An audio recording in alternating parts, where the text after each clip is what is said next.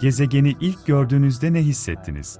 Ama sonra ilk kez emniyet kemerlerini çözdüm ve koltuğumdan kalkıp pencereye doğru süzülerek dünya küresini gördüm. Çok etkileyici bir deneyimdi. Ve her 90 dakikada bir dünyayı dolaşıyoruz. Kıtaların ve gezegenin tüm güzelliğinin önünden geçip gitmesini izliyorsunuz ve bu çok etkileyici. Her 90 dakikada bir dünyayı dolaşıyorsunuz. Peki bilim ve uzay keşifleri nasıl birleştirici bir güç haline gelebilir? Yörüngedeyken, dünyaya baktığınızda çoğunlukla sınırları görmüyorsunuz. Yani, hepimizin evi olan, ortak evimiz olan dünya gezegenini izlerken ortak bir birliktelik var. Mürettebatta sadece Rus mürettebat arkadaşım Pavel Vinogradov ve ben vardık. O her yerde, o her zaman hazırdır. Burada dünyada herhangi bir yerde ona ne kadar yakınsak, uzayda da o kadar yakınız.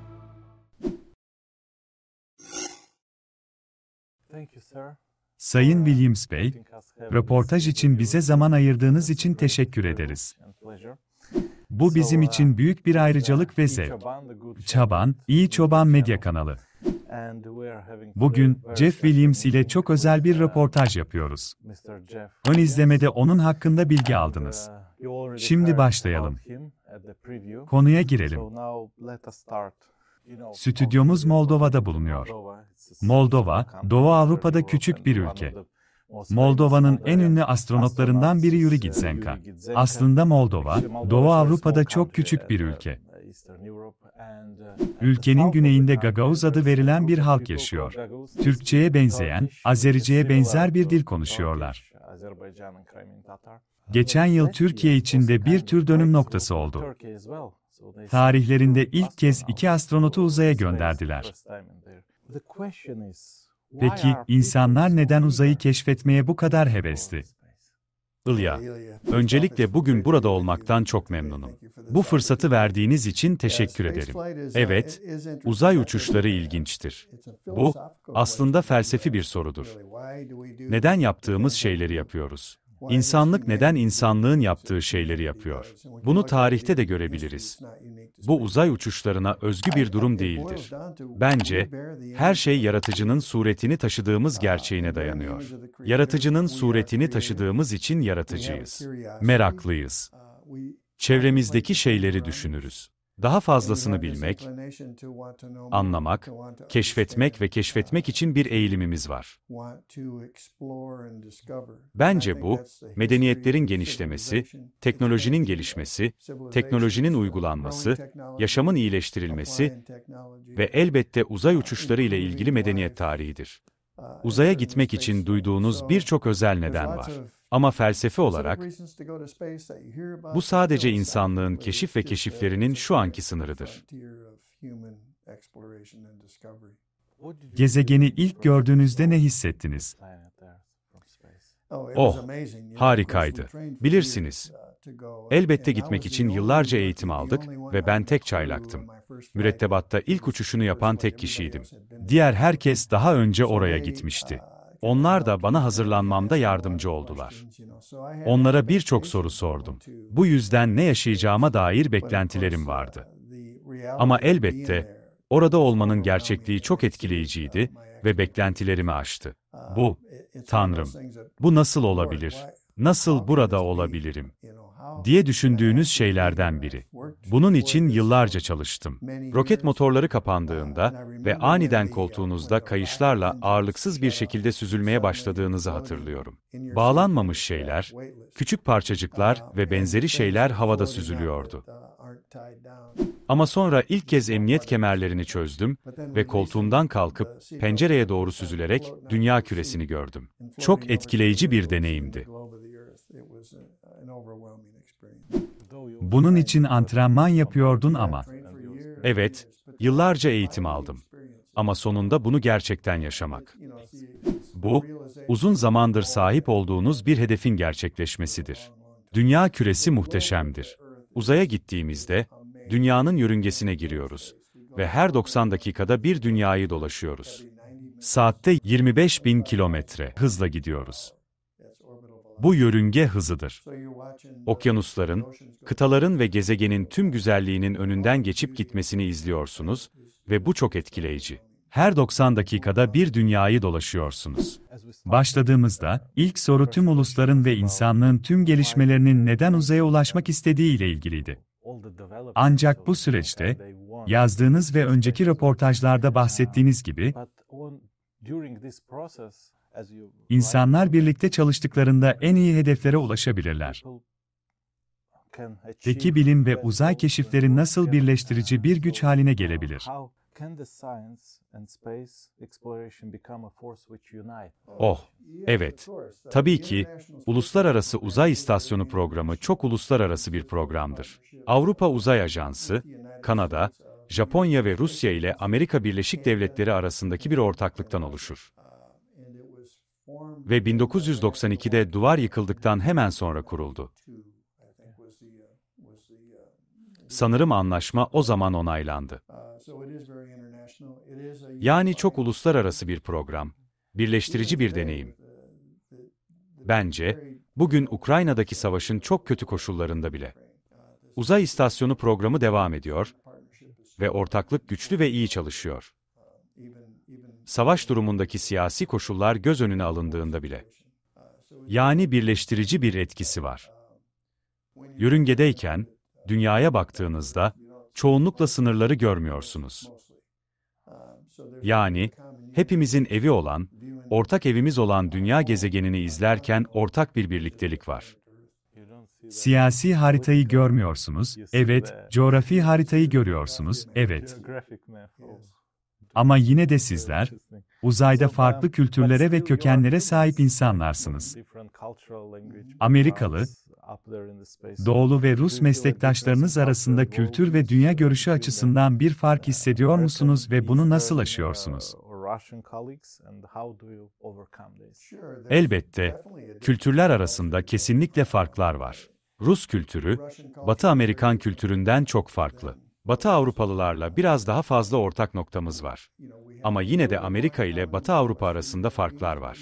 Japon kültürü ile bizim kültürümüz arasında da kesinlikle bir fark var. Evet, bu programda bu bir gerçek. Farklı geçmişlerden, farklı kültürlerden, farklı deneyimlerden geliyoruz. Ama hepimiz bunu eğitim ve hazırlık sürecinde fark ediyoruz.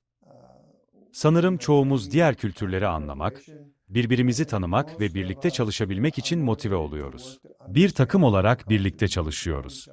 Açıkçası, uzay uçuşu çok riskli bir iştir. Bu yüzden hayatlarımız kelimenin tam anlamıyla birbirimize bağlıdır. Bu güveni ve bilgiyi oluşturmamız gerekiyor. Bu bakımdan bile, böyle bir programda birlikte uzaya gitmenin birleştirici bir etkisi var. Açık alana 5 kez çıktınız, değil mi? Peki, duygusal ve fiziksel olarak nasıl hissettiniz? Memehemem. Uzay yürüyüşleri fiziksel ve zihinsel olarak yaptığımız en zor şeydir. Fiziksel olarak. Çünkü basınç altında olan büyük, hantal uzay giysileri giyiyoruz. Dışarıda olduğunuzda, vakumdasınız. Bu yüzden nefes almak için oksijene ihtiyacınız olduğu için basınç altındasınız. Bu yüzden kollarınızı veya parmaklarınızı hareket ettirmek için bile giysinin basıncına karşı çalışıyorsunuz. Ve 6,5 veya 7 saat dışarıda kalıyoruz. Ve bu çok iyi koreografisi yapılmış bir iş. Dışarıda olduğumuz süre içinde, yapılması gereken birçok özel hedef vardır. Bu yüzden dışarıda olduğunuz her dakika önemlidir. Bu yüzden odaklanmanız gerekir ve bu da onu zihinsel olarak yaptığımız en zor şey yapar. Çünkü bu zorlu ortamda 6,5 saatlik koreografik görevlere odaklanmanız gerekir. Ama aynı zamanda tüm deneyimin en önemli kısmıdır. Dışarı çıkmak en inanılmaz deneyimdir. Ve artık siz de giysinin sağladığı yaşam destek sistemine sahip bir uzay aracısınız. Ve sonra tüm dünyanın tam bir görüntüsünü elde edersiniz. Ve uzayda dünyanın yörüngesinde döndüğümüz için, her 90 dakikada bir, tipik bir uzay yürüyüşü sırasında tüm dünyayı, tüm yönlerini birkaç kez görürsünüz. Uzaydan dünyaya bakarken, gezegenimizin evrende önemsiz bir nokta olduğunu mu hissettiniz? Yoksa önemini mi hissettiniz? Bunun önemi beni çok etkiledi. Dünyanın ayrıntılarını incelediğinizde ve özellikle Tanrı'nın bize kendini açığa vurduğu Tanrı'nın sözünün merceğinden baktığınızda, Tanrı'nın bizim yaşamamız için dünyadaki yaratılışında sağladığı eşsiz imkanları görür ve takdir edersiniz. Yani, dünya bizim yaşamamız ve gelişmemiz için tasarlanmıştır.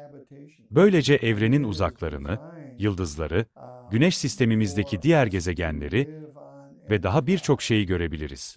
Uzayın enginliğini görürüz ve bu bize belki sonsuzluk kavramını biraz olsun kavratır. Bazılarının, tüm evrenin ölçeğinde dünyanın önemsiz olduğunu söyleyeceğini biliyorum. Ama yine de onun önemini hissediyorum. Çünkü Tanrı'nın sözünün dediği gibi, bizim yaşamamız için benzersiz bir şekilde yaratılmış ve donatılmıştır. Yani mükemmel ayarlaması sayesinde bunun harika bir şey olduğunu mu düşünüyorsunuz? Küresel bir soru, ne dersiniz? Fikriniz nedir? Aynen öyle. Evet, dünyanın donanımında ve dünyanın görünür evrende yer aldığı yerde çok şey var. Gezegenin kütlesi nedeniyle, ideal bir yerçekimi kuvveti sağlayan mükemmel büyüklükte bir gezegendir. Bu arada, yerçekiminin neden var olduğunu kimse anlamıyor. Ama dünya, mükemmel bir güneşin etrafında, güneşten mükemmel bir mesafede, 23 derece eğimli bir şekilde dönüyor ve bu da bizim yaşamamız için mükemmel bir iklim yaratıyor. Ve sonra dünyada bulduğumuz tüm elementler, tüm kaynaklar, doğal kaynaklar. Sık sık uzun uzun bahsettiğim şey, Tanrı'nın yaratıcı eserinin matematiksel düzeni olarak adlandırdığım şeydir. Fizik hakkında düşünebilirsiniz. Fizik eğitimi almış herkes, nesnelerin nasıl çalıştığı ve işlev gördüğü konusunda matematiksel bir düzen görebilir. Kimya dersleri aldıysanız, periyodik tablo Tanrı'nın yaratılışının kimyasal düzeninin kanıtıdır. Bilimin tüm disiplinlerine bakarsanız, bu muhteşem düzeni görebilirsiniz. Bu düzen sadece var olan ve her yerde aynı olan bir düzen değil. Aynı zamanda bize onu araştırma, keşfetme ve kendi iyiliğimiz ve Tanrı'nın yüceliği için kullanma yeteneği de vermiştir.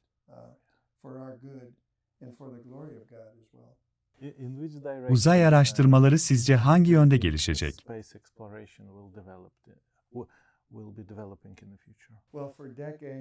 Tüm cevaplarım küreseldir. 10 yıllardır, en azından Amerika Birleşik Devletleri'nde, ama sanırım başka yerlerde de paylaşılan, insanlığın genel rüyası, Mars gezegenine olan hayranlıktır. Bu yüzden, Mars'a bir ekip gönderme hedefinden sürekli bahsedilir. Ve tabii ki, Mars'a zaten gezgin araçlar gönderdik. Gezegenin yüzeyinde gezgin araçlarımız var.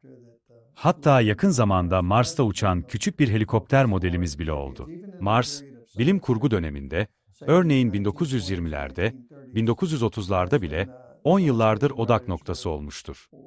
O dönemde bilim kurgu yazarları Mars'a, küçük yeşil adamlara, Marslılara ve bu tür şeylere odaklanmıştı. Ancak, en azından 1950'lerin sonlarında, Amerika Birleşik Devletleri politikası, Amerika Birleşik Devletleri hükümetinin politikası, dünyanın yörüngesine ulaşmak, bir uzay istasyonu inşa etmek, Ay'a gitmek ve ardından Mars'a gitmek için bir roket geliştirmekti. Ve bugün bile, Mars hariç tüm bunları başardık. Bugün bile, mevcut Amerika Birleşik Devletleri hükümetinin politikası, Mars'a gitmek için teknoloji geliştirmeye devam etmektir. Peki neden diye sorabilirsiniz. Bu cevaplaması zor bir soru. Değil mi? Bu felsefi bir soru. Neden Mars?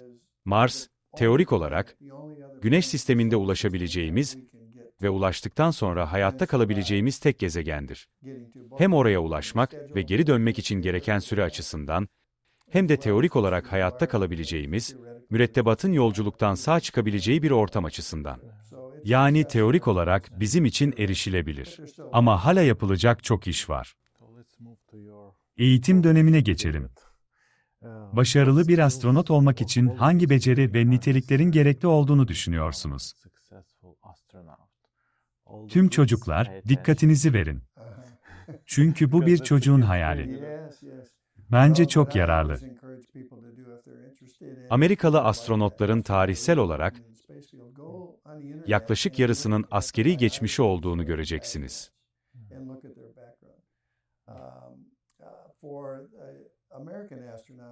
Askeriyeden gelenlerin büyük çoğunluğu pilot ve hatta deneysel test pilotlarıdır.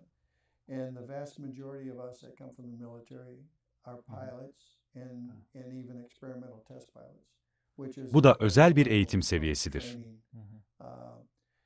Hemen hemen hepimiz mühendislik veya bilimsel bir alanda en az yüksek lisans derecesine sahibiz. Aralarında birkaç tıp doktoru da var. Ama bilim ve mühendislik düşünün. Benim eğitimim havacılık mühendisliği ve helikopter pilotluğuydu. Daha sonra uçak pilotluğu ve ardından deneysel test pilotluğu oldu. Tüm bunlar beni NASA için rekabetçi hale getirdi. Astronotların yaklaşık yarısı böyledir. Diğer yarısı ise sivil dünyadan geliyor. Ve neredeyse hepsi bilim, mühendislik veya tıp alanlarında doktora derecesine sahip. Sivil dünyada rekabetçi olmak için eğitim, doktora derecesi ve hatta benzersiz alanlarda çalışma deneyimi olması gerekiyor. Ve rekabetçi olan herkesin neredeyse hepsi operasyonel bir geçmişe sahip. Bir yerlerde pratik deneyimleri var. Bir sınıfta oturup sadece ders çalışıp yazmıyorlar. Biraz daha operasyonel, pratik, açık hava, macera dolu bir ortamda bulunuyorlar.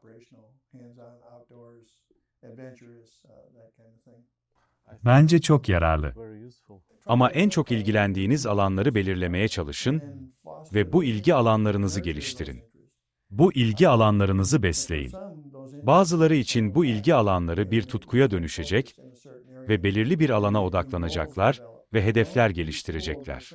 Bazılarının istediğin her şeyi yapabilirsin, istediğin kişi olabilirsin diyeceğini düşünerek aldanmayın. Bana göre bu bir yalan. Çünkü hiçbirimiz istediğimiz her şeyi yapamayız. Elbette hedeflerimiz olabilir. Bu hedeflere ulaşmak için çalışabiliriz. Ancak bu hedefleri gerçekleştirmek için fırsat kapılarının açılıp açılmayacağı üzerinde hiçbir kontrolümüz yoktur. Ancak kendimizi hazırlamak için çok çalışırsak, kapı açıldığında içeri girmek için hazırlıklı oluruz. Bununla birlikte azim de gelir. Azim çok önemlidir. Birçok kişi, astronot programına 10 yıldan fazla bir süre başvurduğumu bilmez. 6 kez başvurdum. NASA ile 3 kez görüşme yaptım ve sonunda beni astronot olarak seçtiler ve hedefime ulaştım. Bu yüzden azim çok önemlidir. Sizin için en zor olan testler ve eğitimler hangileriydi? Eğitimin benim için en zor kısmı. Bu çok kolay. Rusça dili. Şaşırtıcı bir şekilde. 40 yaşında ikinci bir dil öğrenmek zor. İnsanlar buna da şaşırıyor. Ama bu doğruydu. Dili öğrenmek çok zordu. Ve hala çok iyi değilim. Ama bu dilde idare edebiliyorum.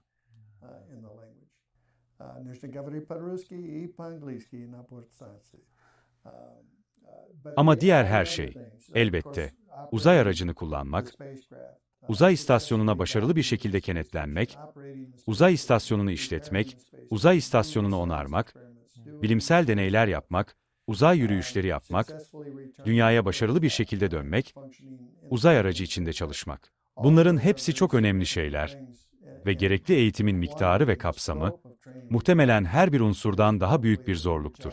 Her bir unsur. Özellikle de uçuş, havacılık, mühendislik ve benzeri alanlarda çalışmışsanız, özellikle zor değildir. Ancak kapsam zorlayıcı hale gelir.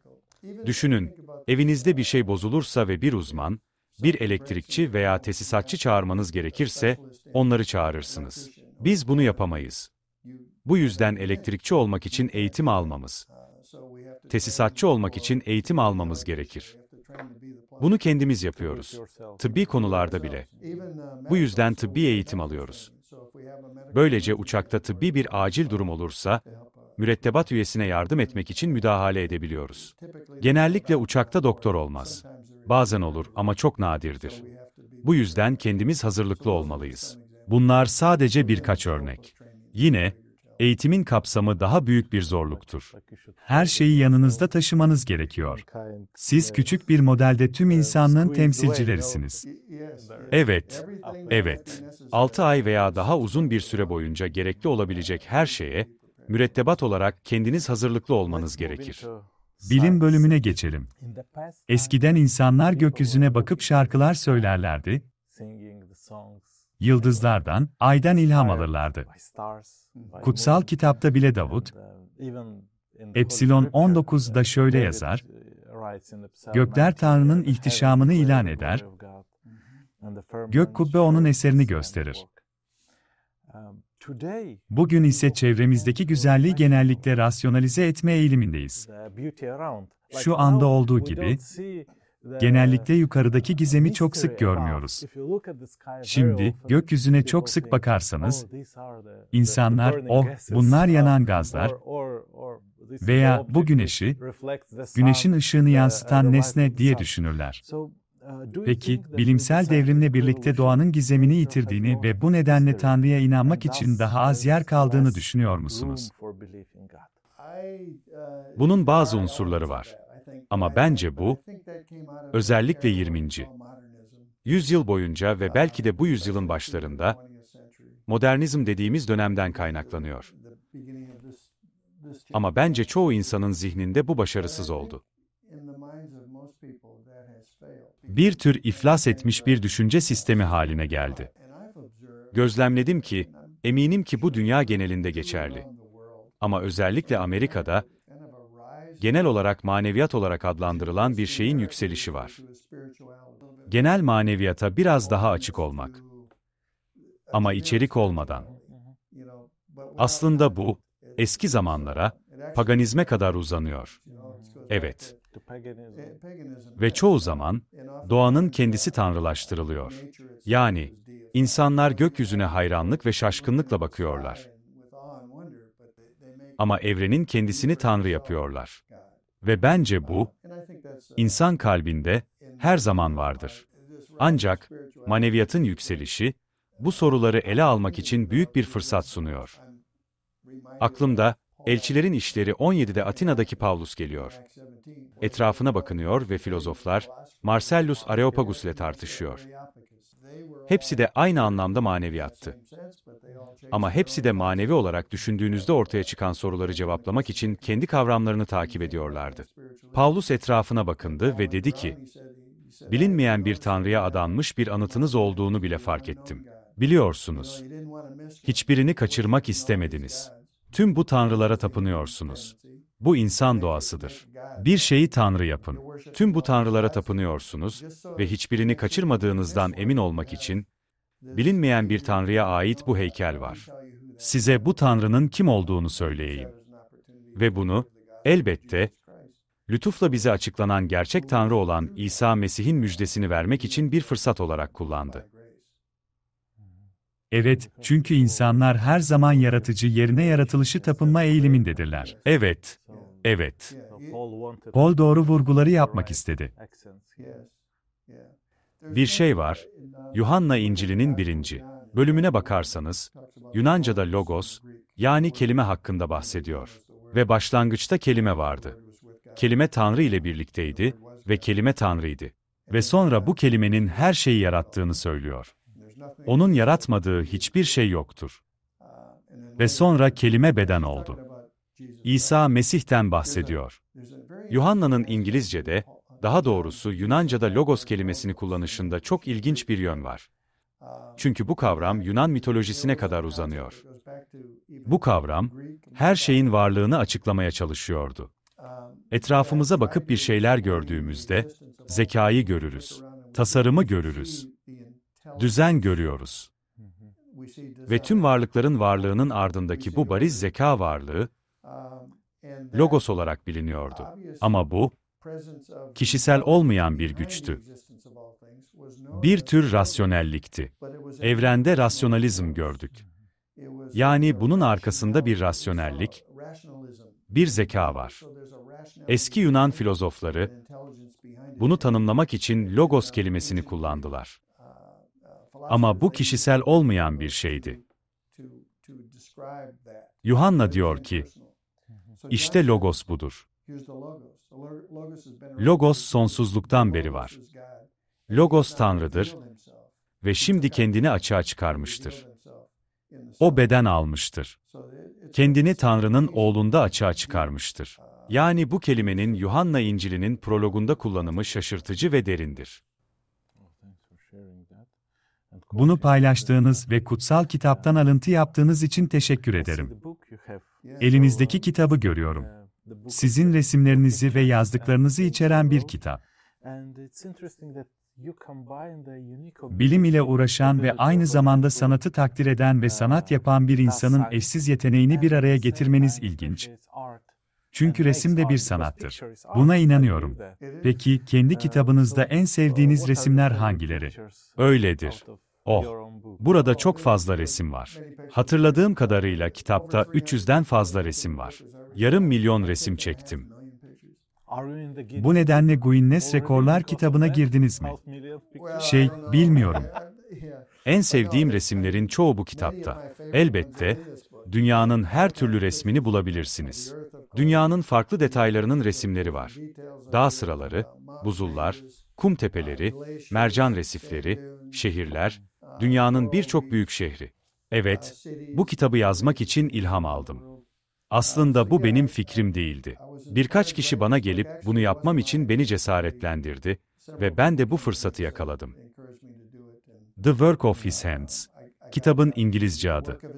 Bu isim mezmurlardan, özellikle Mezmur 111'den geliyor. Ve kısa süre önce Rusça'ya çevrildi. Böylece Rusça konuşanlar da okuyabilir. Kitapta, 2006'daki uçuşlarımdan birinin hikayesini anlatıyorum.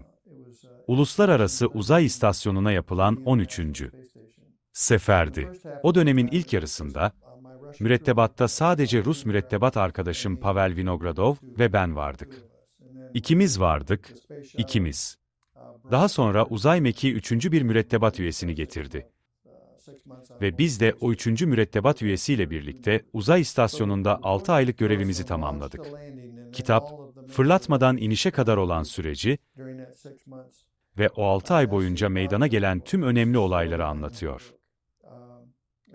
Kitabın ana teması bu. Kitabın hikayesi bu. Ve ben o görevin önemli olaylarının birçok detayını yansıtıyorum. Ancak bu anlatıya, o bakış açısından Tanrı'nın kim olduğu, onun her şeyin yaratıcısı olduğu, onun yaratılışını sürdürdüğü, onun sağlayıcı olduğu gibi daha çok düşünme temaları da dokunmuştur. Her şeyin sağlayıcısıdır. Ve biz, Tanrı'nın sağladığı imkanlar sayesinde yaptığımız şeyi yapabiliyoruz. Ayrıca, İsa Mesih'in oğlu aracılığıyla yaptığı kurtuluş işini de önemli bir nokta olarak ele alıyorum. Kitap bu. 2010 yılında, geçen yıl yayınlandı. Sonunda Rusça olarak da yayınlandı. Size bir kopyasını vermek istiyorum. Sevgili izleyiciler, bu kitabı satın alabileceğiniz Amazon veya diğer web sitelerinin bağlantılarını aşağıda paylaşacağız. Eminim çok beğeneceksiniz. Araştırmaya devam etmek ve uzayı ve Tanrı'nın sözünü keşfetmek için harika bir katkı olacaktır. Röportajı izleyin, kitabı satın alın. Bu sadece izlemekten daha iyi bir bağlantı kurar. Bir başka bilimsel konuda, güzelliğe ve sanata da değer veren bir bilim adamı olduğunuzu düşünürsek, son birkaç yüzyılda doğa bilimleri ve insan bilimlerinin, matematik ve resim, fizik ve müzik gibi, birbirinden ayrılma eğiliminde olduğunu görüyorum. Yani bunlar ayrılma eğilimindedir. Sanki bunlar farklıdır, birbirlerinden ayrılmıştır. Bağ bilimi, nesnel olarak bilebileceğiniz belirli bir şeydir. Ama sosyal bilimler veya beşeri bilimler, bunları bilebilirsiniz. Bunlar başka bir şeydir. Yani bunlar ayrılma eğilimindedir. Ancak eski Yunan filozofları bu ayrımı yapmazlardı. Örneğin Leonardo da Vinci, bir mühendis ve aynı zamanda bir sanatçıydı. Sizce doğa ve insan bilimleri arasındaki bu ayrım, şeylerin doğasında mı var? Yoksa son birkaç yüzyılın ürünü olan yapay bir ayrım mı?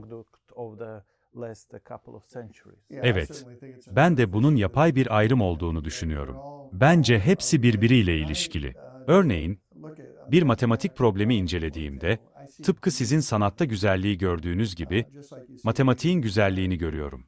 Yani bu bir sanat eseri. Aslında, nesnelerin bilimsel düzeni, nihayetinde yaratıcının güzelliğini ve yaratıcılığını yansıtır. Yani bunları birbirinden ayıramazsınız. İnsanlar ayrıldığında ne gibi bir tehlike ortaya çıkar? Tarihsel olarak bu ayrım, özellikle 1800'lerin sonlarında ve 1900'ler boyunca, Tanrı'nın varlığını inkar ettiğinizde ortaya çıktı. Ve sonra grotesk sanat gelişti.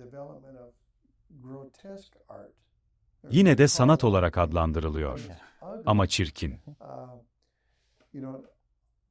Biliyorsunuz, gerçek sanat simetri, uyum, renk ve desen uyumu unsurlarına sahiptir.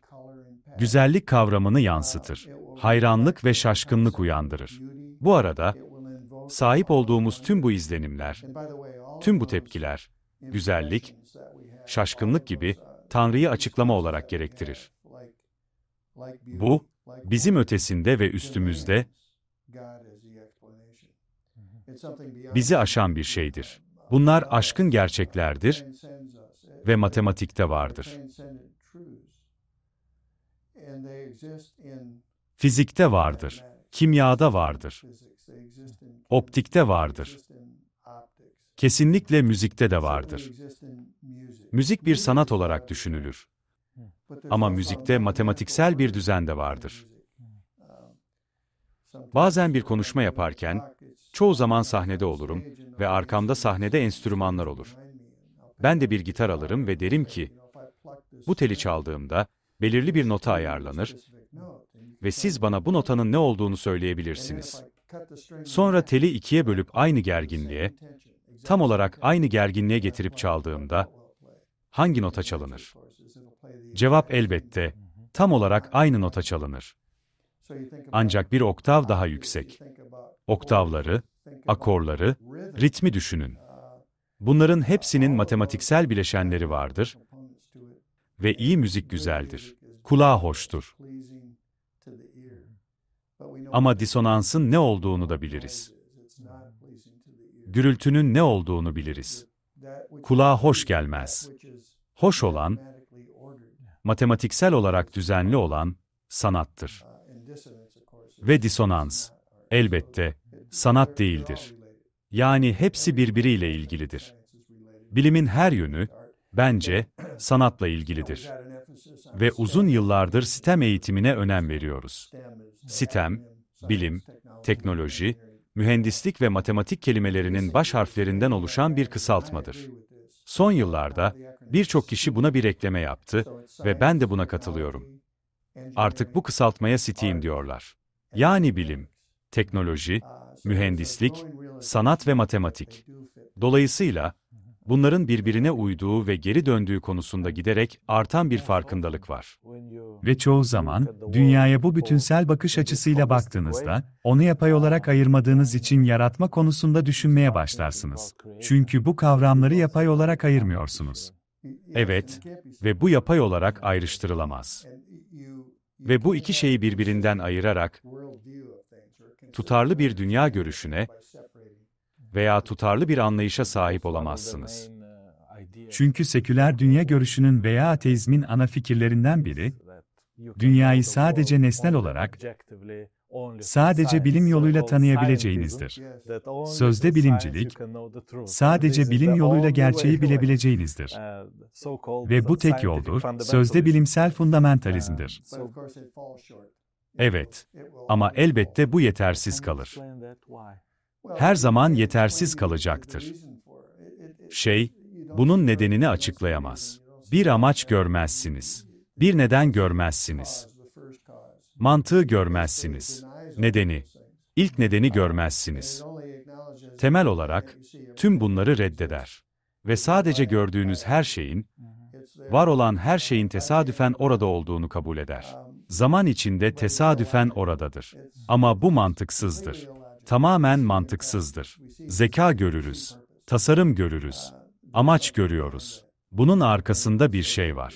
Ve bu, Tanrı'nın varlığını haykırıyor.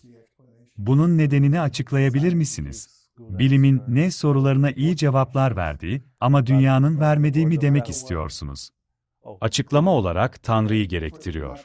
Nedenini değil. Hatta, Nedenini değil. Evet. Ama neden sorularına değil? Ne olduğunu objektif olarak tanımlayabilirsiniz. Gördüğümüz budur. Etkileşim budur. Bir nevi steril. Sizin steril objektif gözlem dediğiniz şey. Ama nedenini veya nasıl olduğunu açıklayamaz. Yaratıcı hakkında sorular sormak ve onlardan kaçınmamak neden önemlidir? Çünkü seküler dünyada, insanların yaratıcı hakkında bariz olan şeyleri inkar etmeye çalıştıklarını çok sık görürsünüz. Hikaye budur. Bilim yoluyla, bilim dahil. Ve bugün de hala öyle. Evet, özellikle 19. ve 20. yüzyılda, ikisini birbirine bağlamaya çalışmak bir tür tabu haline geldi. Yaratıcıyı tanımamak. Bu, hayatınızın dini kısmı için geçerli. Ama hayatınızın kamusal kısmı sekülerdir. Yani dininizi evinizde özel tutun. Bu, modern tarihin en başarılı propaganda kampanyası olarak adlandırdığım şeyin bir yönüdür. Ve bu, bilim temasını konuştuğumuz gibi, dünyanın bu bilime getirildiği ve bilim ile kutsal kitapların uyumlu olmadığı sonucuna odaklanıyor. Bunlar ayrıdır. Bilim yapıp aynı zamanda saf haliyle dindar olamazsınız. Sözler şöyleydi. Bilimin ilerici gücü, dinin gerici ve baskıcı gücü tarafından her zaman engellenmiştir. Hikaye budur. Bu propaganda. Ve tamamen yanlıştır. Motivasyon, evrim teorisi, Darwinizm ve tüm bunlar, temelde Tanrı'yı kamusal alandan çıkarmak gerektiği düşüncesini yaymak için kullanıldı. Tanrı'yı tartışmanın dışına çıkarmak zorundaydınız ve bu, bilimcilik olarak adlandırdığınız şeye dönüştü. Ama bu bir yalandı. Aslında, tarihte biraz daha geriye giderseniz ve 1700'lü ve 1800'lü yılları, hatta 1900'lü yılların başlarını da biraz kapsayan, ama çoğunlukla 1700'lü ve 1800'lü yılları, bizim bilim çağı dediğimiz dönemi ele alırsanız, en eski zamanlara geri dönersek, Johannes Kepler, gezegenlerin yörüngelerini tahmin etmek için matematiği uyguladı. Isaac Newton, Kepler, Newton, Boyle, Pasteur, Majel, Faraday ve diğerlerinden bahsettim. Eğitim aldığımızda, matematik, mühendislik ve bilim okuduğumuzda, bu adamlarla tanışırız. Onların adını taşıyan yasalar vardır. Onların adını taşıyan matematiksel denklemler vardır. Sıraladığım tüm bu adamlar, Hristiyan inananlardı ve inançlarına bağlıydılar. Tanrı'nın sözünün gerçeğinden gelen inançları, onları bilimsel çabalarında ilerlemeye itti. Bu, onların çağrısına cevap vermekti. Onlar, Tanrı tarafından bilim alanında hizmet etmek, araştırma ve keşif yapmak için çağrıldıklarını görüyorlardı. Hatta İncil'in ilk bölümü olan Yaratılış 1'e geri dönebiliriz. Burada tüm yaratılışın hikayesi anlatılır. Ve bu, yaratıcının suretini taşıyacak varlığın yaratılışıyla doruğa ulaşan aşamalı bir yaratılış sürecidir. Değil mi? İnsan, erkek ve kadın. Ve sonra Tanrı, Yaratılış 1'de Adem'e şöyle der. Bu yaratılışı boyun eğdir. Bu yaratılışı sana bırakıyorum. Onu insanlık için ortak hükümdarlar olarak hazırladım. Şimdi gidip onu boyun eğdir ve her şeye egemen ol. Bu yüzden, bilimsel çabaların aslında Yaratılış 1'de verilen, sizin için özel olarak hazırladığım yaratılışı boyun eğdirme görevinin bir parçası olduğu sonucuna vardım. Bilim de dahil, Evet, özellikle 1800'lerin sonlarında ve 1900'lerde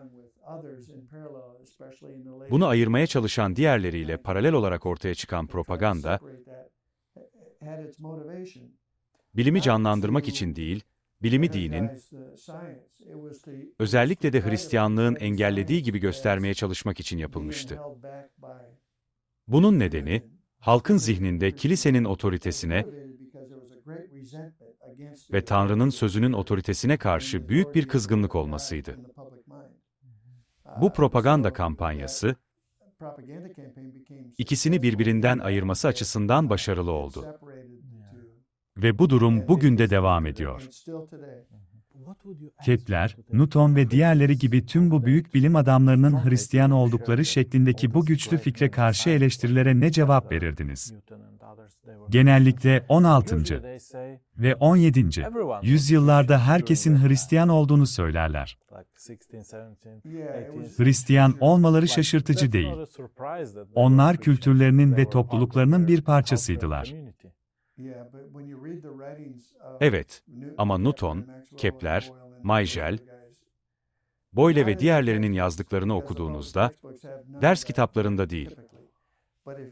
Çünkü yayınlanan ders kitaplarında genellikle bunlardan hiçbiri yoktur. Günümüzde internet ve bilgiye erişim imkanlarımız sayesinde, kısa bir süre önce Isaac Newton hakkında, onun yazdıklarının çoğunun yayınlandığı bir web sitesi açıldı. Bunlar uzun süre bilinmiyordu. Aslında, nerede olduğunu unuttum. Avrupa'nın bir yerlerinde, karanlık bir dolapta bulunmuşlar. Tarihsel olarak birkaç kez neredeyse atılmak üzereymişler. Ama biri satın almış ve tarih boyunca saklamış. Ancak bu bilim insanları inançlarını mektup ve günlüklerle dile getirdiler.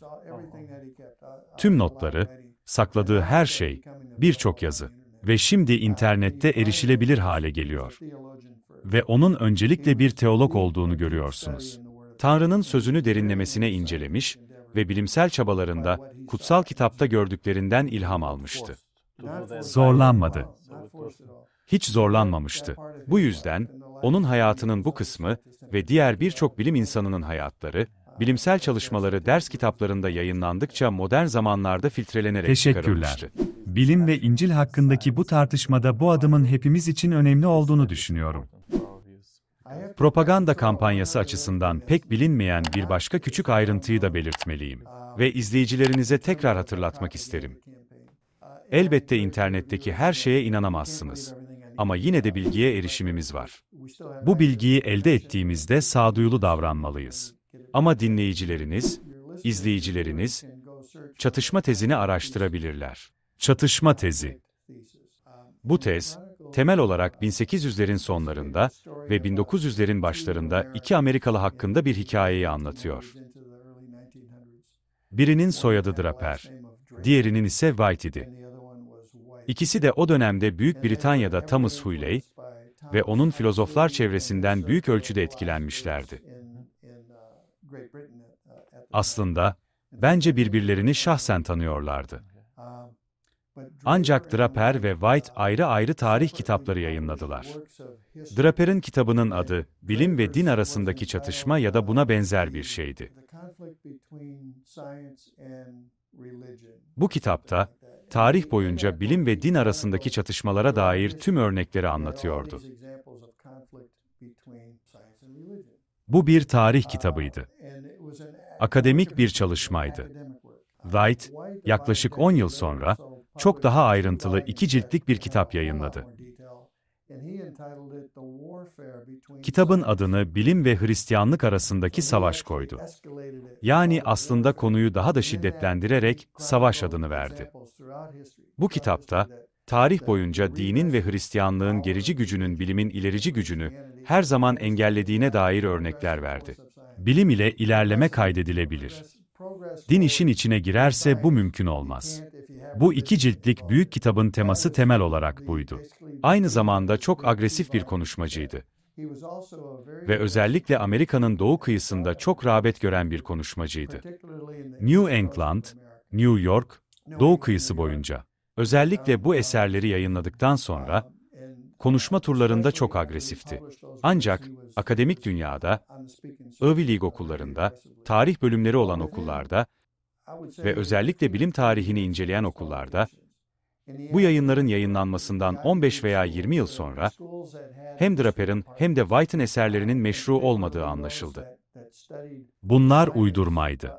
Birkaç gerçeği alıp, üzerine eklemeler yapmışlardı.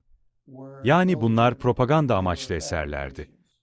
Ve her ikisi de kiliseyi, kilisenin otoritesini ve özellikle Hristiyan inancını zayıflatmak amacıyla yazılmıştı. Bu nedenle akademik dünya, meslektaşları tarafından reddedildiler ve artık meşru tarih eserleri olarak kabul edilmediler. Ancak halka açık konuşmalar ve medya sayesinde, bu eserler halkın zihninde kök saldı ve bu durum bugün bile devam ediyor. Bu da bir şey. Wikipedia'da bile çatışma tezi hakkında oldukça iyi bir özet makale var ve bu tez son yıllara kadar büyük ölçüde bilinmiyordu. Paylaştığınız için teşekkürler. Siz bir astronotsunuz ve bir Hristiyan ilahiyat okulundan mezunsunuz. Ve aynı zamanda bir kilise papazısınız.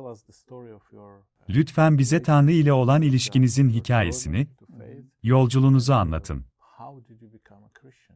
Evet, Tanrı'nın takdirinin uzun ve ilginç bir hikayesi. Tabii ki, eğitimim büyük ölçüde mühendislik alanındaydı. Dediğim gibi.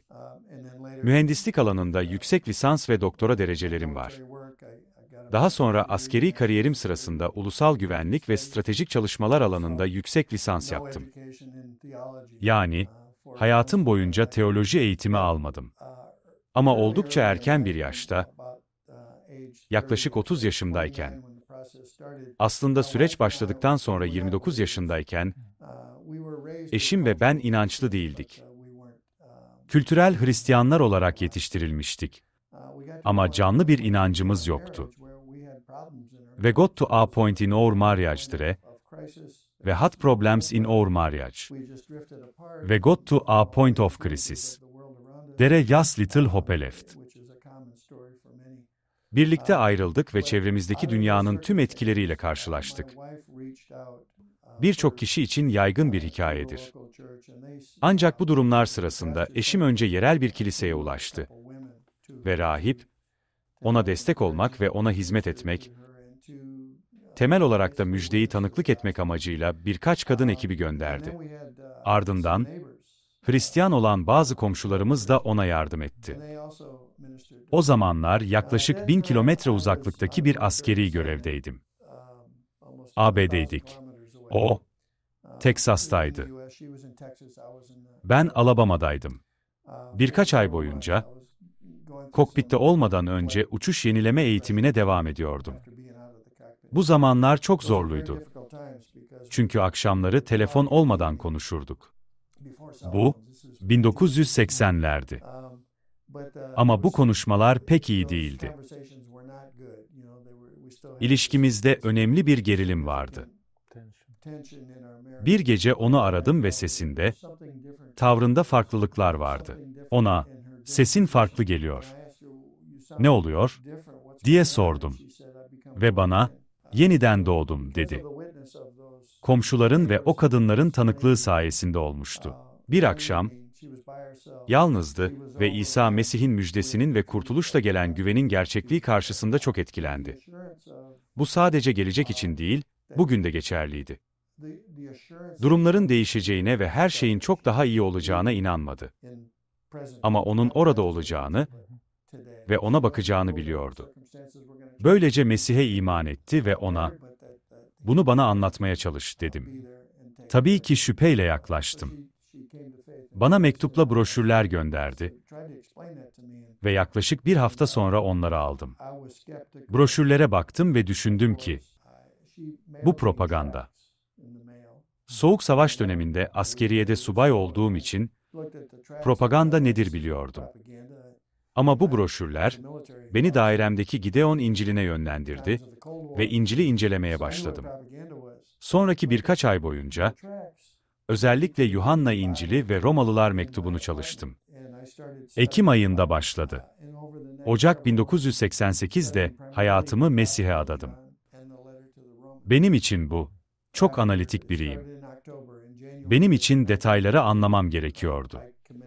İçeriğine inmem, onlarla mücadele etmem gerekiyordu. Bu yüzden birkaç ayımı aldı. Ama 1988 yılının Ocak ayında hayatımı Mesih'e adadım. O eğitimi tamamladım. Bunun hemen ardından Teksas'a, aileme döndüm ve evliliğimizi, hayatlarımızı yeniden inşa etmeye başladık.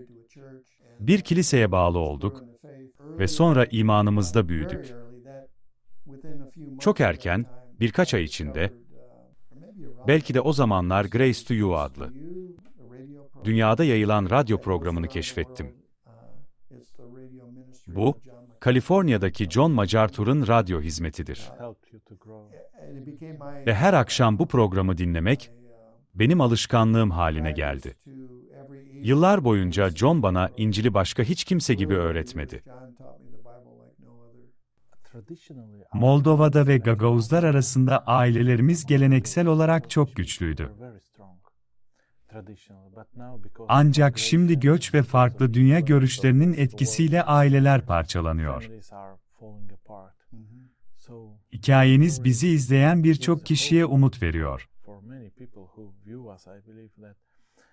Ruhunuzu ve ailenizi kurtarmak, ailenizi yeniden bir araya getirmek için.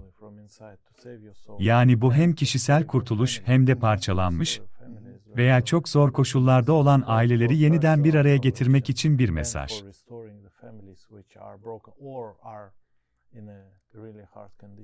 Evet, o, kurtuluş işinde, şifa gelir.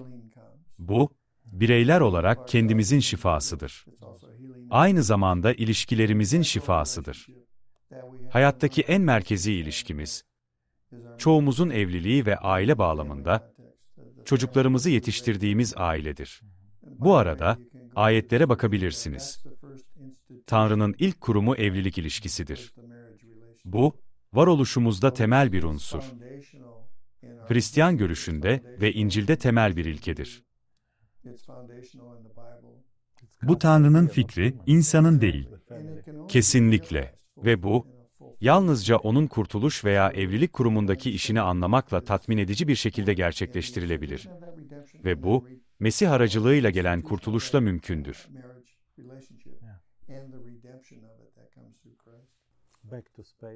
Uzaya geri dönelim. Bu uzayda yanınızda bir kitap veya kitaplar var mı? Her seferinde yanımda fiziksel bir İncil götürürdüm. Uzayda kütüphane var mı? Elektronik kütüphanemizde birkaç kitap vardı. İnsanlar onları getirirdi. Orada çok fazla okumazdım. Sadece İncil'e odaklanırdım. Bazı insanlar filmler izlerdi. Ben pek film izlemedim. Orada yapabileceğim herhangi bir şeyi burada yapmak istemedim. Zamanı, orada bulunmanın benzersiz fırsatlarını kullanmak için değerlendirmek istedim. Ancak fiziksel bir İncil'im vardı. Ayrıca birçok şeyden oluşan bir elektronik kütüphanemiz de var. Derin şüphecilerin bir sorusu, bununla biraz zaman geçirebilir miyiz? Çünkü bu sıkça sorulan sorulardan biri. Bilim adamları ve astronotlar arasında hem Tanrı'ya inananlar hem de inanmayanlar var.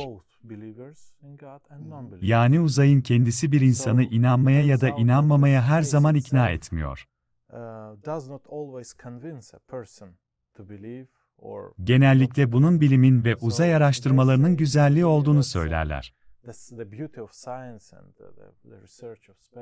Bu sadece sizin zaten sahip olduğunuz dünya görüşünüzün bir sonucudur. Peki, inanıyor musunuz, inanmıyor musunuz? Bilim sizi vaaz edemez, sizi Tanrı'ya yaklaştıramaz. Sizi oraya götüren, dünya görüşünüz, eğitiminiz veya fikirlerinizdir. Bu durumda tüm tartışma dünya görüşlerinin doğruluğuna gelir. Buna katılıyor musunuz? Evet. Bence bunun biraz daha ötesi de var. Evet, dünya görüşümüz nerede olduğumuzu gösterir sanırım. Ne kabul ettiğimiz, neyi reddettiğimiz. Biz, İncil'i Tanrı'nın bize vahyi olarak kabul eden, kutsal büyük harfle yazılan gerçeği kabul eden ve bu gerçeğe göre yaşayan bir dünya görüşü tutarız. Bu subjektif değil, nesneldir. Bizden bağımsızdır ve ona boyun eğeriz. Kendimizi ona dayatmayız. Ona boyun eğeriz. Bu, gerçektir. Anlamaya, anlamlandırmaya çalışmak zorundayız. Onu anlamak için çaba sarf ederiz. İşte bu, içindeki altın, dünyayı anlamamızda büyümek için. Eğer bunu reddedersek, çevremizdeki dünyayı anlama kişisel bakış açımıza dayanır. Belki de herkesin deneyimlediği gerçeği ortaya koymanın zamanı gelmiştir. Herkes bilir ki dünya kötü bir yerdir. Dünyada kötülük vardır. Kötülük ve günah vardır. İncil'in günah dediği şey, dünyada mevcuttur. Biz düşmüş bir haldeyiz. Bu düşüşün bir belirtisi de, anlama kapasitemizin sınırlı olmasıdır. Aslında, sadece anlamamızda değil, doğamız gereği anlamak istemememizde de sınırlıyız. Anlama, vahiy getiren O'dan gelir. Vahiy getiren O'dur. Tanrı'dır. Kutsal kitap, doğuştan Tanrı'yı nefret etmeye eğilimli doğduğumuzu söyler. Onu reddetmek isteriz. Onun var olmasını istemeyiz. Çünkü biz günahkarız. Tanrı'nın var olduğunu kabul ederiz. O var olmak zorundadır. Ama bu gerçeği reddederiz çünkü O'nun mükemmel olduğunu, kutsal olduğunu biliriz. Bu, Tanrı'nın tanımıdır. Ve O'nun kutsallığı önünde durup duramayacağımızı bilmeyiz. Çünkü O aynı zamanda bir yargıçtır. Kendi suçluluğumuzu biliriz. Yargıç önünde suçluyuz. O'nun önünde duramayacağımızı içtenlikle biliriz. Bunu anlarız. Reddedenler olabilir. Birçok kişi de reddeder. Ama bu, bizim için çözülemeyen bir sorunu ortaya koyar. Çözülmesi mümkün değildir. Hayatta birçok şey yapma kapasitemiz olmasına rağmen, bilimde, teknolojide, insanlık tarihinde büyük başarılar elde ettik. İnsanlık birçok şeyi başardı. Ama ulaşamadığımız bir şey var. O da, biz günahkar ve kutsal olmayan insanlar ile nihai yargıç olan kutsal Tanrı arasındaki uçurumu aşma kapasitemiz veya gücümüz yok. Bu açıdan umutsuzuz. İşte burada İncil devreye girer. Çünkü O, inisiyatif aldı. Uçurumu aşma gücü var ve bunu, O'nun oğlunu, Tanrı'yı, oğlunu, insan bedeniyle dünyaya göndererek yaptı. O, kusursuz yaşamı yaşadı. Bakireden doğdu. Böylece hepimizin sonunda miras aldığı günah doğasını miras almadı. Fiziksel bedeni aldı. Kendini alçaltıp, o yaşamı yaşadı. Oldukça basit bir yaşam sürdü. Eğitim, kariyer veya statü açısından büyük başarılara sahip değildi. İnsan perspektifinden soylu değildi. Gerçekten, Kudüs, Beytüllah ve çevresinde sıradan biriydi. Mısır'a gitti. Orada büyüdü. Modern İsrail, Yahuda ve Galile'de yaşadı. İnsan açısından önemli bir şey değildi. Sonra birkaç takipçisi oldu. Onlar da önemli değildi. Toplumun alt tabakalarındandı. O kusursuz yaşamı yaşadı. Ve sonra çarmıha gerildi. Acı çekti ve öldü. İncil bize, onun bu suçu, yani bu adaletsizliği göğüsleyen mükemmel insan olduğunu gösterir. İnsanlık tarihindeki en büyük adaletsizlik, onu sebepsiz yere haçta öldürmekti. Ama İncil, bu işlem sırasında, günahımız yüzünden Tanrı önünde hak ettiğimiz cezanın onun üzerine alındığını söylüyor. O, haçta öldüğünde, günahlarımızın yükünü omuzlarında taşıdı. Ve biz bu sağlayışa güveniyorsak, Tanrı'ya borçlu olduğumuz ceza ödenmiş olur. Ve bu güven, inanç denilen şeydir. Eğer onun günahlarımızın cezasını ödemek için haçta ölmesine iman ediyorsak, İncil mesajı, onun doğruluğunun hesabımıza aktarıldığını söylüyor. Artık Tanrı, bizi, zavallı günahkarlarımızı görmüyor. O, Mesih'in doğruluğunu, mükemmelliğini görüyor çünkü biz doğuştan doğru değiliz. Ama Mesih'in doğruluğu hesabımıza kaydediliyor.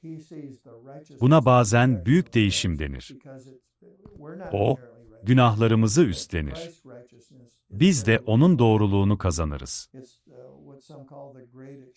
Bu, bizim ve kutsal Tanrı arasındaki uçurumu aşmamızı sağlar. Ve yeniden, Mesih'in kurtarıcı işi sayesinde, yaratıcımızla bir ilişki kurabiliriz. 20. yüzyılda Anthony Fleay adında dünyanın en ünlü ateisti vardı. Ve o bir Hristiyan oldu. Yani Tanrı'ya inanan biri oldu ve hatta There is God, Tanrı var, adlı bir kitap yazdı. Muhtemelen o bir tür deisti. Ama onu ikna eden şey, DNA'nın araştırılması ve bilimsel çalışmalarıydı. DNA'nın inanılmaz karmaşıklığı ve tavuk ve yumurta felsefi sorunu. Ve mantıken, tüm bunların arkasında Tanrı'nın olması gerektiği sonucuna vardı. Çünkü DNA yavaş yavaş gelişemez, bilirsiniz.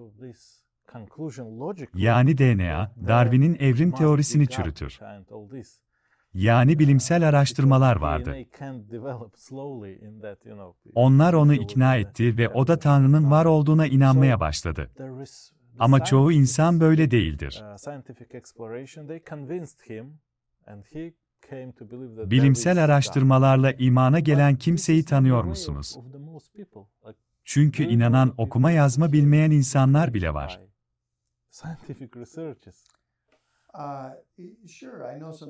Elbette, bazı insanların inançlarına bilim de dahil olmak üzere, kanıtlar aracılığıyla ulaştığını biliyorum. DNA bunun harika bir örneğidir. Ve diğer yollar. Bazıları, sadece yaşam koşullarından kurtularak inanç kazanır. Ve bazıları ise, sadece bir anda inanca gelir. Peki, neden farklı? Her birinin farklı bir hikayesi var. Bu, Tanrı'nın hikmetidir. Bu soruya cevap veremeyiz. Herkesin farklı bir hikayesi var. Ama ben iddia ederim ki, kimse bu nesnel kanıtlar temelinde inanca ulaşmaz. DNA bile onları ikna etmek için yeterlidir. Çünkü, DNA veya diğer bilimsel kanıtların detaylarını çok iyi bilen birçok kişi var. Elbette, bunlar kanıt olarak kullanılır. Ama nihayetinde, kutsal yazılar oldukça açıktır. İnsan eğilimi ve düşüşümüz nedeniyle, tekrar o uçuruma geri dönüyoruz. Girişimi yapan Tanrı'dır. O, bize doğru gelir. O, bizimle iletişime geçer. Bize iman armağanını verir. Yani, tüm bu kanıtlar, örneğin DNA gibi. Bunlar onun kullanımıyla, inanca ulaşmak için bir araçtır. Ama nihayetinde, iman Tanrı'nın armağanıdır. Ve bu, kalbimizin değişimidir. Tam bir dönüşümdür. Hatta, Hezekiel'de bu konuda bahsedilir. Kalbimizi ölü taş gibi tanımlar. Tanrı der ki, o taş kalbi değiştireceğim. Onu çıkarıp, canlı bir et kalbi koyacağım. Yani, ruhen ölü olanı alır ve hayata getirir. Ve genellikle bahsettiğiniz kanıtları kullanır. Ama nihayetinde, kanıtlar bizi inanca götürmez. Bu, Tanrı'nın kalbimizde yaptığı iştir. Yazılar der ki, o gözlerimizi açar, körleri görür kılar, sağırları işittirir. Ayrıca insanları Tanrı'ya yaklaştırdıklarını iddia ediyorlar.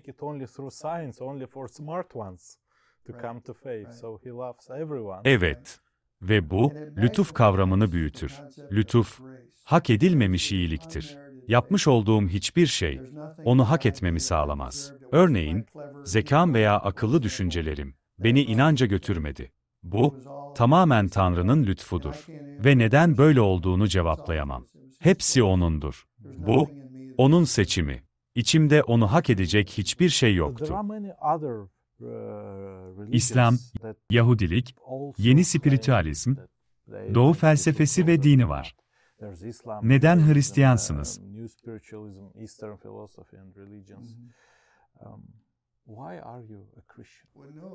Dünyanın dinleri, diğer dinler, hepsi insan yapımı bir sistemdir. Tanrı'ya ulaşmak için çaba gösterme sistemidir.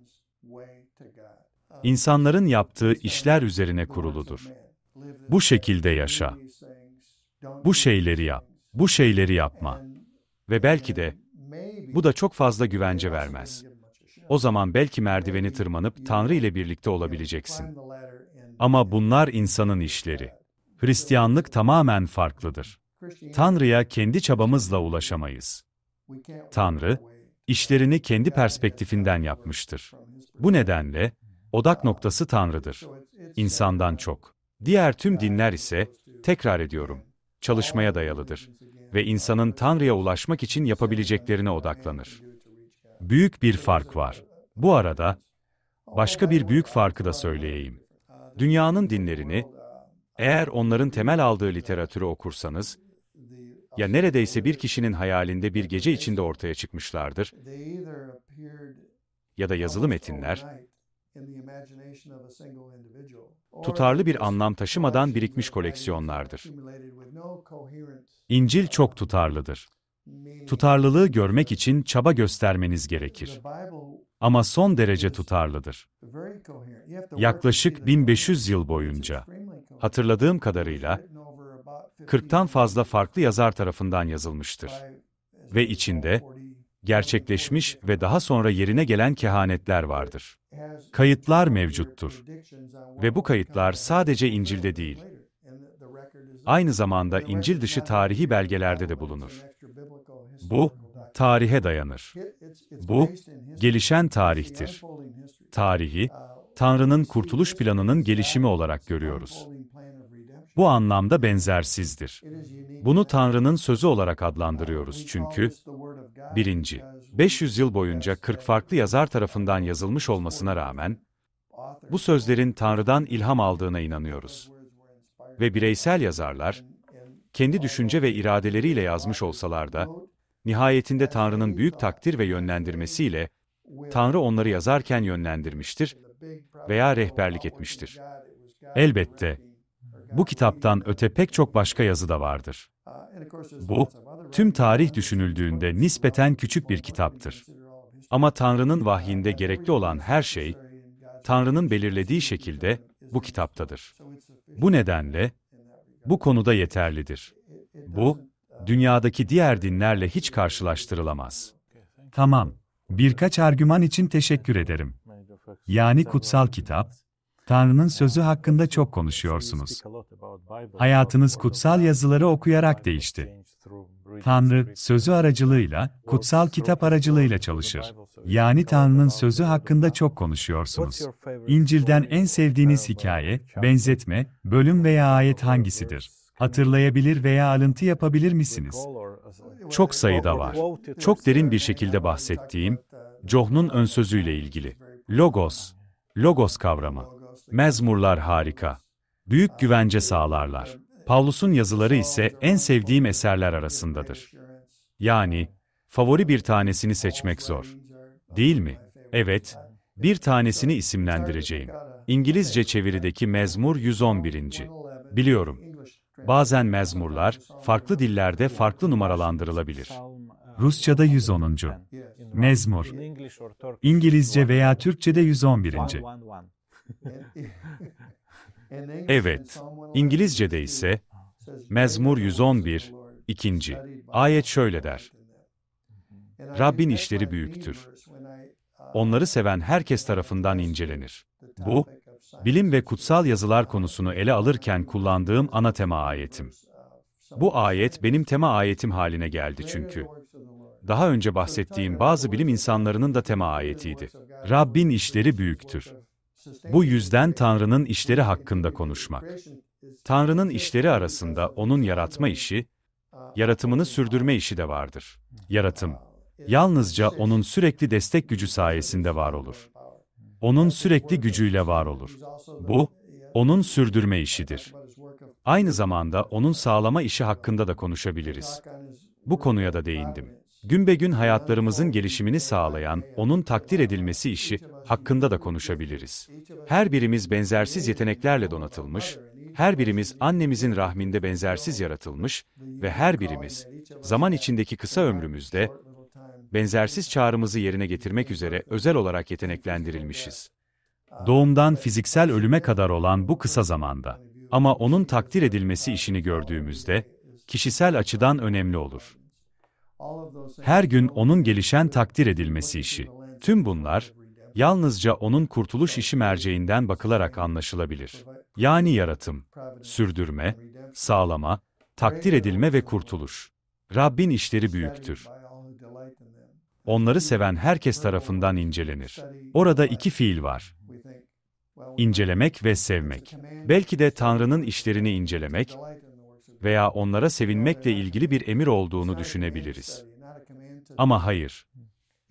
Bunlar emir değil. Bu, Tanrı'nın işleri, inananlar tarafından incelenen ve sevilen işler olarak nitelendirilir.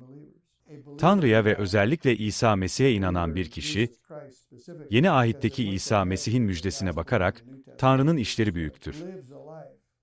Onları sevenler tarafından incelenir diyerek hayatını yaşar. Ben, Tanrı'nın büyüklüğünü sevgiyle ilan eden, onun işleri üzerinde sevinen bir inananım.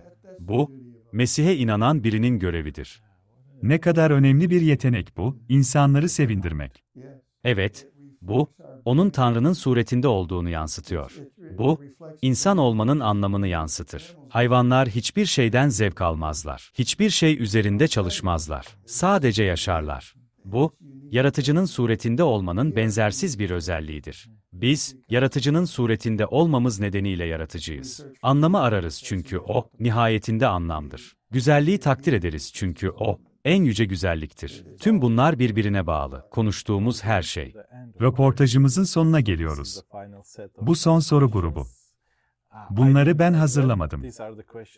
Bunlar, tüm sosyal ağlar üzerinden size bu soruları yazan izleyicilerimizin, abonelerimizin ve bu sohbeti yapacağımızı duyup bana sorularını gönderen bazı arkadaşlarımızın soruları. Size bir soru soracağım. Evet, cevaplarımı kısa tutmaya çalışacağım. Evet, kısa tutmaya çalışın. Bunun insanlar ve sizin aranızda bir tür köprü olduğunu düşünüyorum. Uzayda sıfır yerçekiminde olmak omurga sorunlarını tedavi ediyor mu? Yardımcı oluyor. Harika bir soru. Aslında sırt ağrısı, kasılmalar ve benzeri sorunlar yaşadım. Ve uzaya gitmek bunları bir süreliğine iyileştirdi. Bazen geri gelirdi. Ama evet. Ayrıca, uzaya gidip sıfır yerçekimine geçtiğinizde, ilk birkaç gün yeni bir sırt ağrısı yaşayabilirsiniz. Çünkü omurga biraz geriliyor. Bu yüzden benzersiz bir ağrı hissedersiniz. Ama birkaç gün içinde geçer. Ancak sırt kasılmaları veya diğer sorunlar, en az 6 ay boyunca uzayda da geçer.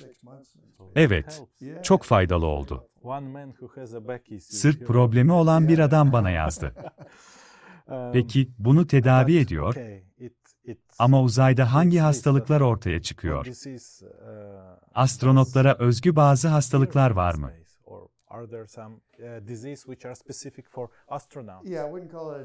Evet, bunu bir hastalık olarak adlandırmam. Ama kemiklerimizin de egzersize ihtiyacı var. Tabii ki, egzersiz yapmazsak kas erimesi olurdu. Vücut ağırlığınızı desteklemek için bile kaslarınızı kullanmıyorsunuz. Ama kemikleriniz de egzersiz yapmazsa, yüklenmezse zayıflar. Bunu dengelemek için her gün egzersiz yapıyoruz. Aerobik egzersiz yapıyoruz. Genellikle 30 dakika veya biraz daha fazla koşu bandında koşar veya bir döngü ergometresi kullanırım. Dinleyicileriniz veya izleyicileriniz der ki, "Peki, koşu bandında nasıl koşuyorsunuz?" Bir harness takarsınız.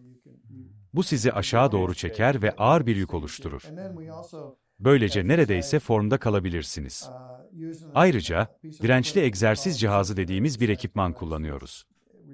Bu, ağırlık kaldırmaya eşdeğer güç üretir İki büyük vakum silindiriyle kuvvet sağlar. Bu çok önemli. Yani, spor salonunda yapacağınız gibi squat veya deadlift gibi hareketler yaparsınız. Kaslarınızı güçlü tutmak ve kemikleri sağlam tutmak için çok ağır kaldırırsınız. Çocukken, rüyalarımızda sık sık uzaya uçardık. Uluslararası Uzay İstasyonu'nda uyurken, nerede rüya görüyordunuz? Rüyalarınızda neredeydiniz? İzleyiciler bunu bilmek istiyor. Pek çok rüya görmediğimi hatırlamıyorum. Burada çok rüya görmüyorum ve orada da pek rüya görmedim. Ancak orada uyumak ilginç. Çünkü her birimizin küçük bir mürettebat odası var. Yaklaşık bu genişlikte ve derinlikte, belki biraz daha uzun. Kapıyı kapatabiliyoruz. Böylece biraz daha karanlık ve sessiz oluyor. Hala fanlar çalışıyor. Ama çok basit bir uyku tulumu kullandım. Onu duvara bağladım ve içeride yüzdüm. Bu da gece boyunca sıcak kalmana yardımcı olurdu. Ama yerçekimsiz uyumak çok ilginç. Çünkü genellikle başımızı yastığa koyarız veya başka bir şey. Ama başınız orada, omuzlarınızın üzerinde hafifçe yüzüyor gibi olur. Orada yatay pozisyonda mı uyuyorsunuz? İstediğiniz herhangi bir yönde uyuyabilirsiniz. Ters dönerek de tavanda uyuyabilirsiniz. Yerçekimi olmadığı için evet. Ama uyku tulumunun içine girip fermuarını kapatmalısınız ki, yüzünüzde yüzeylere çarpıp havada süzülmesiniz ve gece ortasında bir şeylere çarpmayın. Yerçekimi yok. Hayatınızın en büyük başarısı nedir? Başarı mı? Aslında, benim için önemli olan herhangi bir başarıdır. Tanrı'nın oğlu aracılığıyla Tanrı'nın bir insanı olmam, Hristiyan olmam. Onu onurlandırmak ve ona yücelik getirmek için yaşamak istiyorum. Eğer bir başarı arıyorsam, bu olurdu. İnsan açısından bakıldığında, çoğu için astronot olmak büyük bir olaydır. Benim için ise, bunu sevgiyle karşıladım. İyi geçti. Bu, Tanrı'nın bana çağırdığı şey. Ama bunu bir başarı olarak görmüyorum. Büyük bir başarı olarak değil. Evet, teşekkürler. Cevabınız için teşekkürler. Alçak gönüllülüğünüz için teşekkürler. Uçuşunuz ve uzay istasyonunda kaldığınız süre boyunca kendinizi yabancı hissettiniz mi ve dünyadaki yaşamın anlamlı olduğunu düşündünüz mü? Dünyadan kopmak nasıl bir duygu? Evet, gerçekten kopmuyoruz. Çünkü sürekli olarak dünya genelindeki görev kontrol merkezleriyle iletişim halindeyiz. Houston ve Moskova. Japonya'da, Almanya'da da merkezler var. Yani her zaman bağlıyız. Onlara hesap veriyorsunuz çünkü her gün çalışıyorsunuz ve size verilen işleri doğru yapmanız gerekiyordu. Ve tüm bunlar. Bu yüzden büyük bir sorumluluk var. Ayrıca, aile ve arkadaşlarımızla da çok iyi bağlarımız vardı. Günde en az 2 kez eşimle konuşurdum. Sadece onu arayabilirdim. E-posta da vardı. Yani çok bağlı hissediyorsunuz. Tabii ki, belirgin bir izolasyon duygusu da var. Uzak bir yerde bulunuyorsunuz ve uzun süre eve dönemiyorsunuz. Bu fiziksel bir izolasyondur. Ama mürettebat arkadaşlarımla olan deneyimim çok iyiydi. Farklı mürettebat kombinasyonlarımız ve diğerleriyle. Ayrıca, yukarıda çok eğlendik. Yani bu uzayda bile başka insanlarla tanışıyorsunuz. Uzay geliştirme için yaratılmış, dünyadaki insanların yaşamlarını iyileştirmeye yardımcı olan teknolojiler var mı? Evet. Birçok teknoloji, tarih boyunca, örneğin bilgisayar teknolojisinin gelişimini büyük ölçüde uzay programı tetiklemiştir. Bilgisayarlar 70'lerin sonları ve 80'lerde ortaya çıktı. 70'lerde ve hatta 80'lerde çok temel seviyedeydiler. Ama şimdi sıradan kabul ediliyor. Bunu tetikleyen ise, bence, Ay'a yolculuk yarışıdır. Birçok katkı sağlandı. Tıbbi alanlara, malzeme bilimine ve diğer alanlara da bakabilirsiniz. NASA, yıllar içinde Spin-off adını verdiği bir belge yayınladı ve bu, uzay yolculuğu için geliştirilen teknolojilerin dünyada kullanılmasına dair örnekleri belgelemeye çalışır. Yani, Bolca örnek var. Dünya dışında uzaylı zeka ve yaşam var mı? Biri bir yorum yazdı. Hayır, buna inanmıyorum. Onlarca yıldır araştırmalar yapıldığını ve insanların bu soruyu sorduklarını biliyorum.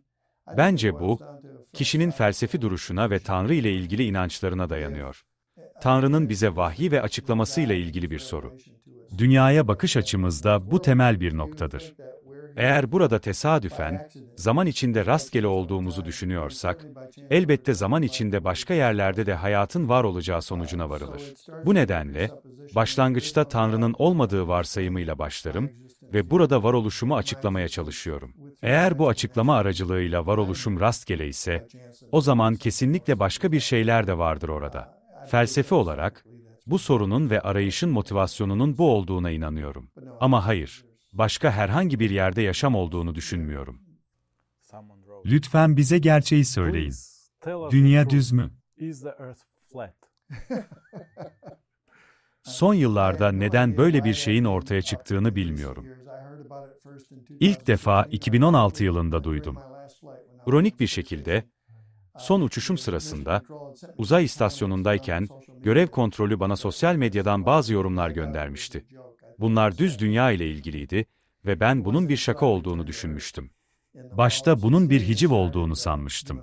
2016 sonbaharında dünyaya döndükten ve internette biraz daha araştırma yapmaya başladıktan sonra fark ettim ki, hayır, orada dünyanın düz olduğuna inanan insanlar var. Nereden çıktığını bilmiyorum.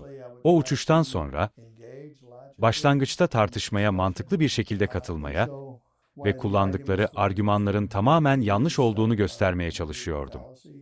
Ama kısa sürede fark ettim ki, bu pozisyonda mantık yok.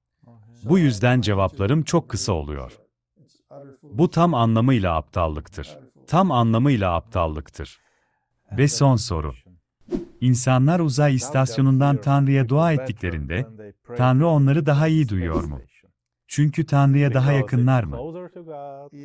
Evet, bir algı var ki, Tanrı'ya daha yakınsın ve bunun doğru olmadığını düşünüyorum. Tanrı, mekana veya zamana bağlı değildir. O her yerde, o her zaman hazırdır. Biz, burada dünyada herhangi bir yerde ona ne kadar yakınsak, uzayda da o kadar yakınız. Yani, nerede olursak olalım, Tanrı bize gelir. Çok teşekkür ederim. Çok teşekkür ederim. Bu soruları yanıtladığınız için. Moldova'dan size küçük bir hediye getirdim. Bu garip nesneye biz susak diyoruz. Bu özel bir tür kabak. Rica ederim, bir kabak, değil mi? Sanırım, onun için kabak kelimesini kullanıyoruz.